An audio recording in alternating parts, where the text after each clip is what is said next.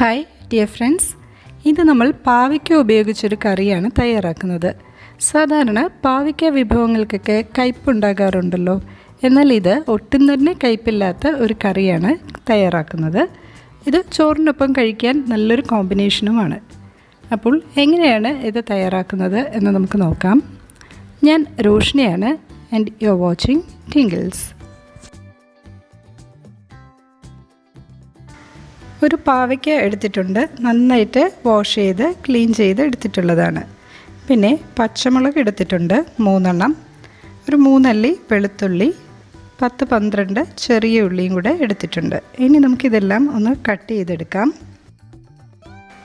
പാവയ്ക്ക ഇതുപോലെ square pieces ആയിട്ടൊന്ന് കട്ട് ചെയ്തെടുത്തിട്ടുണ്ട്. ഉള്ളിയും 1-2 പീസാക്കിയിട്ടുണ്ട്. വെളുത്തുള്ളിയും പച്ചമുളകും ഇതുപോലെ ഒന്ന് കട്ട് ചെയ്ത് എടുത്തിട്ടുണ്ട്. നമുക്കിനി കട്ട് ചെയ്ത് വെച്ചിട്ടുള്ള പാവയ്ക്ക, പച്ചമുളക്, ഉള്ളി, വെളുത്തുള്ളി ഇതെല്ലാം കൂടെ ഒന്ന് വേവിച്ചെടുക്കാം. അതിനായിട്ട് ഞാനൊരു പാത്രത്തിലേക്ക് മാറ്റിയിട്ടുണ്ട്. ഇതിലേക്കിനി 1.5 കപ്പ് വെള്ളം കൂടെ ഒഴിച്ചു കൊടുക്കാം. 3/4 ടീസ്പൂൺ മഞ്ഞൾപ്പൊടിയും 1/2 ടീസ്പൂൺ ഉപ്പും കൂടെ ഇട്ടിട്ട് ഒന്ന് മിക്സ് ചെയ്ത് കൊടുക്കാം. ഇനി ഇത് അടച്ചു വെച്ച് നന്നായിട്ടൊന്ന് വേവിച്ചെടുക്കാം.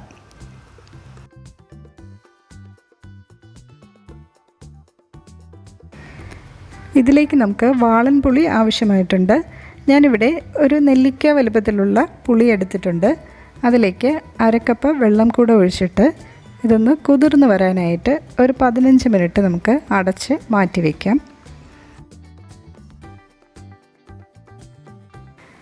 നമുക്ക് നമ്മുടെ കറിക്ക് ആവശ്യമായ അരപ്പൊന്ന് റെഡിയാക്കി എടുക്കാം. ഞാനൊരു കപ്പ് തേങ്ങയും 1/4 ടീസ്പൂൺ ജീരകവുമാണ് എടുത്തിട്ടുള്ളത്.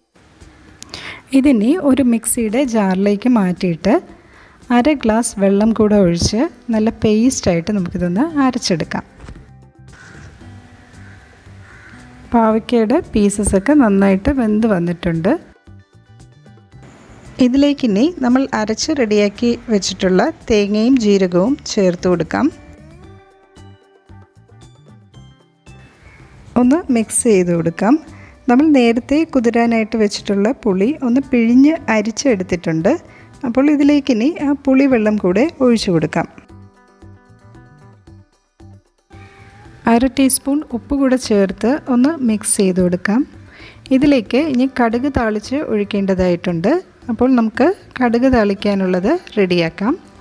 ആ സമയം കൊണ്ട് ഇതൊന്ന് തിളച്ച് വരട്ടെ. കടുക് താളിക്കാനായിട്ട് ഒരു പാൻ അടുപ്പത്ത് വെച്ചിട്ടുണ്ട്. 2 ടേബിൾ സ്പൂൺ വെളിച്ചെണ്ണ ഒഴിച്ചു കൊടുക്കാം. എണ്ണ ചൂടായി വരുമ്പോൾ അതിലേക്ക് 1 ടീസ്പൂൺ കടുക് ഇട്ട് കൊടുക്കാം. കടുക് പൊട്ടുമ്പോൾ നമുക്കിനി ഇതിലേക്ക് 1/2 ടീസ്പൂൺ ഉലുവ ചേർത്ത് കൊടുക്കാം. ഉലുവയുടെ ഒരു മൂത്ത മണമൊക്കെ വരുമ്പോൾ നമ്മൾ ഇനി ചേർക്കാൻ പോകുന്നത് വെളുത്തുള്ളിയാണ്. ഒരു 4-5 അല്ലി വെളുത്തുള്ളി ഒന്ന് ചതച്ചെടുത്തിട്ടുണ്ട്, അതാണ് ചേർത്ത് കൊടുക്കുന്നത്. ഇനി വെളുത്തുള്ളി മൂത്ത നല്ലൊരു മണം വരുന്ന സമയത്ത് നമുക്കിനി ഒരു 4-5 വറ്റൽ മുളക് ഇതുപോലെ പീസാക്കി ചേർത്ത് കൊടുക്കാം. വറ്റൽ മുളക് കൂടെ നന്നായിട്ടൊന്ന് മൂത്ത് വരുമ്പോൾ കറിവേപ്പില ചേർത്ത് കൊടുക്കാം. ഇനി നമുക്ക് ഫ്ലെയിം ഓഫ് ചെയ്യാം. ഫ്ലെയിം ഓഫ് ചെയ്തതിന് ശേഷം ഒരു 1/2 ടീസ്പൂൺ മുളക് പൊടി ചേർത്ത് കൊടുക്കാം. എന്നിട്ട് ഒന്ന് ഇളക്കി കൊടുക്കാം. ഓക്കെ, കറി ഇപ്പോൾ നന്നായിട്ടൊന്ന് തിളച്ച് വന്നിട്ടുണ്ട്. ഇനി നമുക്ക് ഫ്ലെയിം ഓഫ് ചെയ്യാം. ഇനി കടുക് താളിച്ചത് ചേർത്ത് കൊടുക്കാം. ഇതിനി ഒരു 10 മിനിറ്റെങ്കിലും നമുക്ക് അടച്ച് വയ്ക്കാം. നമ്മുടെ കടുക് താളിച്ചതിൻ്റെ മണം കംപ്ലീറ്റ് ആയിട്ട് കറിയിലേക്ക് ഇറങ്ങി വരട്ടെ.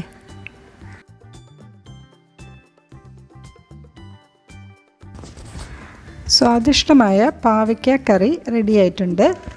ഒരു പ്രാവശ്യമെങ്കിലും ഇതുപോലെ ഒന്ന് ചെയ്തു നോക്കണേ.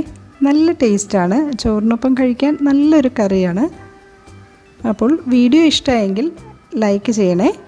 അതുപോലെ തന്നെ ടിങ്കിൾസ് സബ്സ്ക്രൈബ് ചെയ്യാത്ത കൂട്ടുകാർ ഒന്ന് സബ്സ്ക്രൈബ് ചെയ്യണേ. വീണ്ടും മറ്റൊരു വീഡിയോയുമായി കാണാം. നന്ദി, നമസ്കാരം.